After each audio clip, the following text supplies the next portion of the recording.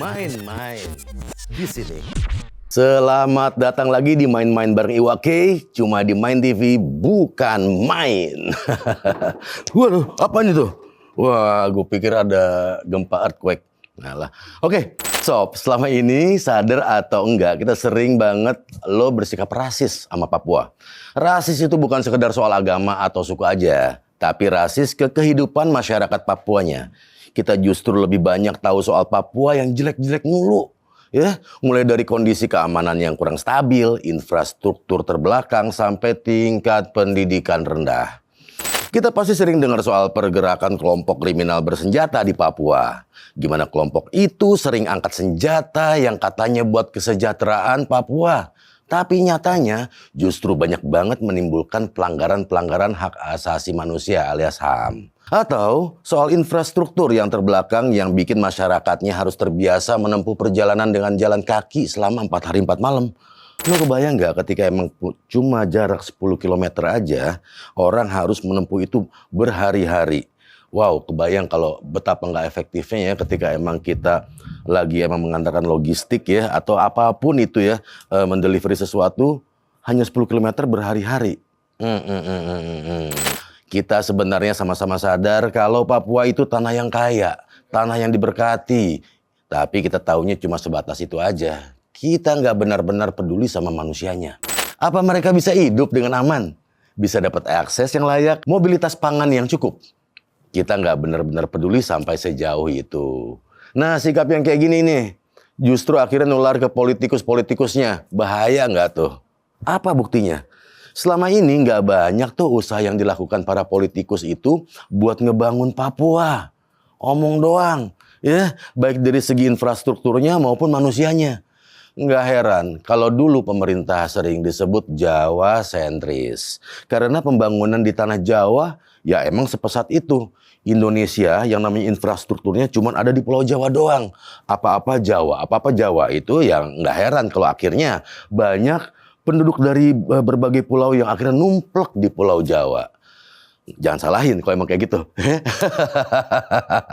Nah, tapi ini juga yang bikin pemerintah di era Jokowi jadi bebenah. Ya, mana yang kekurangan-kekurangan di pemerintahan yang sebelumnya. Pembangunan sekarang ini udah bisa disebut sebagai Indonesia sentris. Indonesia adalah dari Sabang sampai Merauke, ya, dari utara sampai ke Pulau Rote. Jadi nggak cuma di Jawa doang. Sekarang kondisinya udah mulai berubah. Mulai ada pergerakan pembangunan yang masif, nggak stagnan seperti dulu. Apalagi buat pembangunan di timur Indonesia. Pemerintah bahkan ngejalanin mega proyek di bagian timur Indonesia.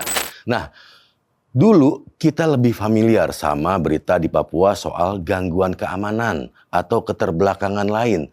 Sekarang justru kita lebih sering dengar soal gimana masifnya pembangunan-pembangunan di Papua. Yang terbaru adalah berdirinya Papua Youth Creative Hub atau PYCH ya, PYCH yang diresmikan langsung oleh Presiden Joko Widodo pada tanggal 21 Maret 2023 lalu.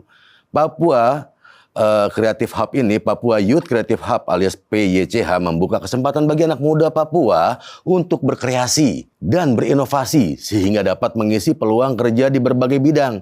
Nah, dia itu jangan cuma kesengsem sama kekayaan alam Papua. Kesengsemnya bukan ngejaga alamnya lagi, malah gimana cara ngeruknya. Tapi juga SDM-nya alias manusianya juga harus kita angkat bersama-sama. Biar emang sama-sama akhirnya selaras dengan kekayaan yang ada di Papua. Pemuda Papua tentunya menyambut platform ini dengan antusias. Ada yang bergerak di bidang fashion, musik, fotografi, teknologi, atau platform aplikasi. Dan masih banyak lagi, mereka bahkan menilai kalau PYCH ini sukses mendorong kemajuan usaha yang dibangun oleh pemuda Papua. Contohnya nih, Sob, ada sanggar yang dibangun untuk menangani anak-anak jalanan hingga anak-anak putus sekolah. Saat ini mengalami perubahan yang cukup signifikan. Sanggar itu sekarang memiliki sejumlah program, mulai dari butik, ya, pusat kegiatan belajar masyarakat alias PKBM, sekolah musik dan lagu, hingga UMKM. Nggak tanggung-tanggung nih, PYCH ini sebagian produk mereka berhasil dipasarkan ke luar negeri. Seperti Inggris, ya, Korea Selatan, Jepang, Taiwan, dan juga Malaysia. Keren nggak tuh? Nggak cuma alamnya aja yang kaya, tapi mempunyai SDM yang mumpuni, yang udah membuka matanya terhadap kemajuan dunia, dan akhirnya kita melakukan itu untuk mendapatkan achievement yang layak buat teman-teman di Papua. Nah, buat merealisasikan proyek-proyek besar membangun Papua, dana yang dikeluarkan pemerintah juga nggak tanggung-tanggung, sob.